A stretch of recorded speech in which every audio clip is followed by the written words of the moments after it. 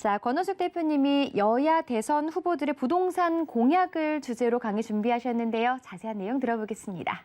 네, 이제 대선이 얼마 안 남았죠. 여야 부동산 공약에 대해서 알아보도록 하겠습니다.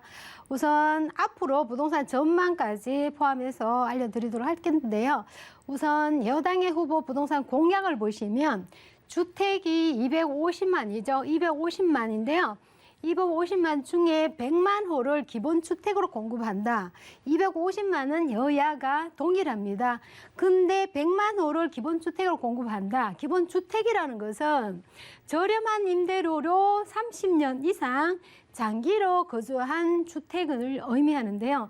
정부한테 임대료를 내고 30년 동안 주거를 하겠다는 거기 때문에 실제로 자가는 아니죠. 임대로 살겠다 그 말이고요. 장기 임대 공공주택의 비율을 보시면 지금 현재 5%인데 이제 10%까지 상향 조정한다 보면 2배가 늘어나는 거죠. 그리고 보유세 도입, 토지 보유세 도입은 건물에 대한 대지 지분 플러스 토지에 대한 세금을 부과하겠다는 건데요. 지금 토지 공개념에 관한 이러한 개념으로 보시면 되겠습니다. 부동산 보유 실효 세율을 보시게 되면 0.17에서 1%. 사실 이 숫자상으로 보면 대개 차이가 안 나는 숫자지만은 실질적으로 세금은 한 6배 정도 증가한다 보시면 되겠습니다. 부동산 취득세 심사와 부동산 백지 신탁제, 부동산 백지 신탁제는 고위공직자가 부동산 1주택 이외의 부동산을 취득하는 것을 금한다 이런 내용인데요. 그리고 부동산 감독원을 도입한다.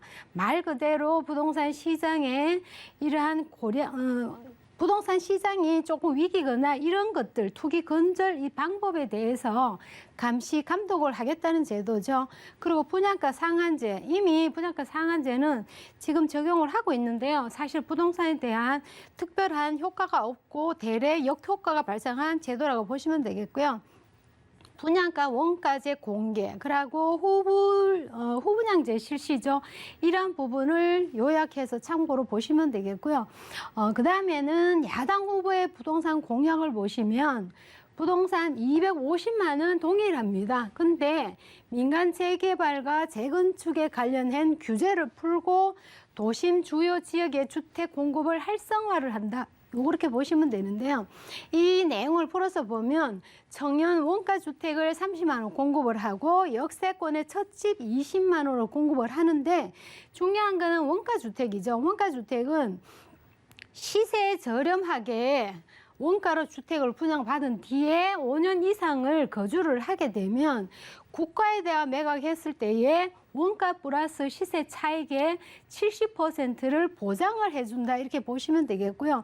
특히 이제 1주택자에 대한 양도세와 재산세는 실제로 거주하는 1세대 1주택자들은 양도세와 재산세를 당연히 완화하는 게 맞다고 보여지고요. 다주택자 양도세의 절반을 한시적으로 감면을 한다 이렇게 발표를 한 내용이 있는데요. 여기에 플러스 종부세 폐지까지 거론이 되고 있다 보시면 되겠고요. 그 다음에 DTR이나 LTV에 대한 규제를 완화를 하는 정책인데요. 특히 신혼부부들이나 청년 측 주택을 구매를 할 때에 LTD면 주택담보대출이죠. 80% 상향을 조정한다 보시면 되는데요. 실제로 연끌을 모아서 청년들이나 신혼부부들은 집을 사기가 굉장히 어려운 상황에 놓였기 때문에 실질적으로 담보대출에 대한 상향 조정이 맞다고 보여집니다. 이 두 후보에 대한 내용을 정리를 한번 해드리자면 규제를 강화를 하고 공공주도, 즉 정부한테 공공임대주택을 권장하는 이러한 제도고요. 야당을 보시면 규제를 완화를 하는 민간주도입니다. 일단은 임대와 자가죠. 자가의 차이가 두드러지게 나타나고요. 250만 호 공급은 동일하지만 임대 기간 동안에 사는 목적이 다 주체가 다르다는 거죠. 기본 주택을 공급을 하는 내용과 민간 재개발과 재건축을 활성화하는 내용이라고 보시면 되겠고요.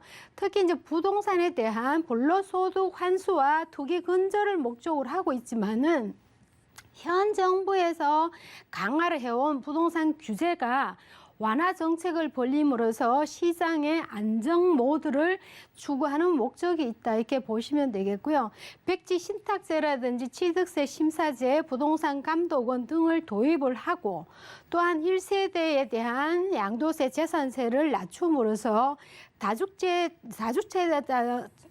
대해서 한시적으로 양도세가 완화하는 이러한 정책을 벌이고 있습니다.